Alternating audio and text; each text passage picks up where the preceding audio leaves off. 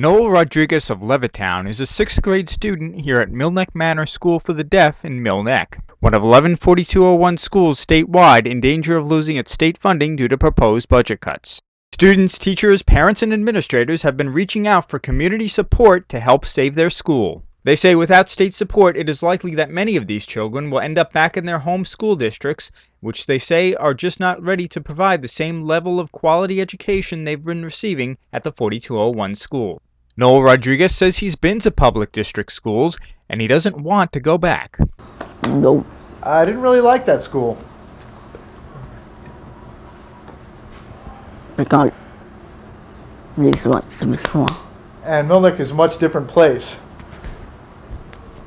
Well, I learned sign language here. I made a lot of friends at this school, and that was different. And I have a lot of friends here. And I'm able to talk with them just like any other kid. Noel says while he doesn't completely understand what's going on with the state budget, the idea of possible cuts to his school makes him nervous. I would be really upset if that were to happen. Good. You know, I would be really nervous about going to a different school than Millneck.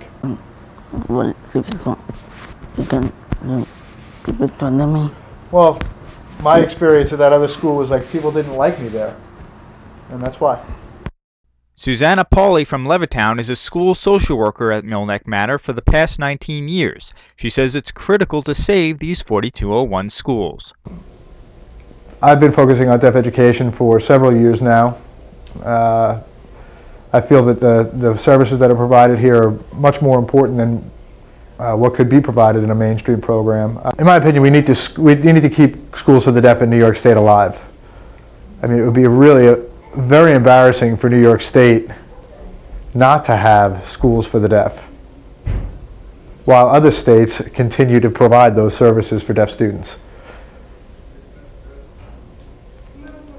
To transfer funding to school districts and allow them to handle the deaf students, I think would be devastating. It would have a devastating effect on those students. So I would beg the governor to actually change his decision and continue funding for the 4201 schools directly. Meanwhile, Millneck Manor School for the Deaf is reaching out to the community for support, asking anyone who would like to help to come down and sign a petition at the Broadway Mall in Hicksville this Saturday, March 26th. Assistant School Superintendent Fran Atlas Bogdanoff explains.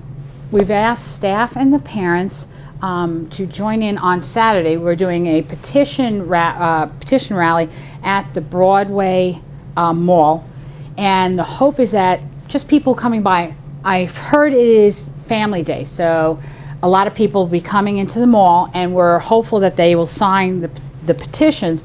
We need their support. These are people who are local areas, some of them who know about us really well, some, you know, maybe not as well, but we really need their support. So the hope is that we can kind of catch them and say, you know, sit down and just have an opportunity to explain quickly, and then ask for their permission and just sign up the rally, their signatures. The hope is that all of these will be compiled and sent to the governor, again, with the hope that we can kind of pressure him so that he sees there are people who are really serious. We're not giving up. I understand that everyone is stuck with a budget, that we all have money problems, but right now to give it up, you know, on the backs of deaf and blind children doesn't seem fair for me right now.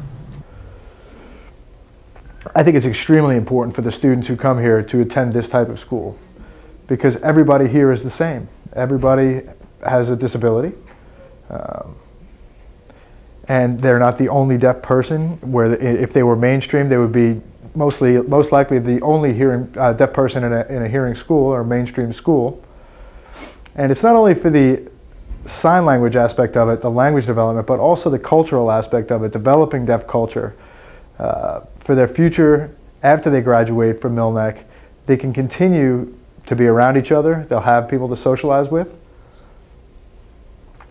The emotional aspect of it and the educational aspect of it for them is incredibly important.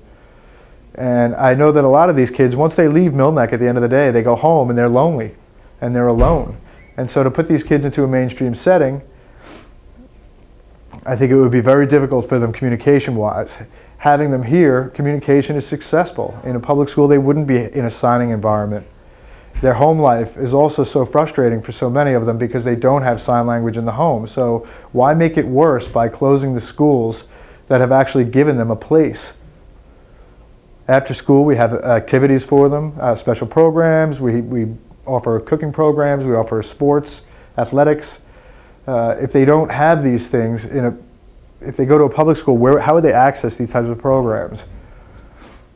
You know, they wouldn't provide interpreters for every kid in every school for every event. So you need this type of environment for these kinds of students. And they're very happy here. It's a fabulous place for these kids to learn. From the time they're young, I mean, kids want to be here. I mean, if I had a choice when I was young, I definitely would have attended a school such as Millneck. For more information, you can check out the school's website, millneck.org. In Millneck, Chris Collora reporting.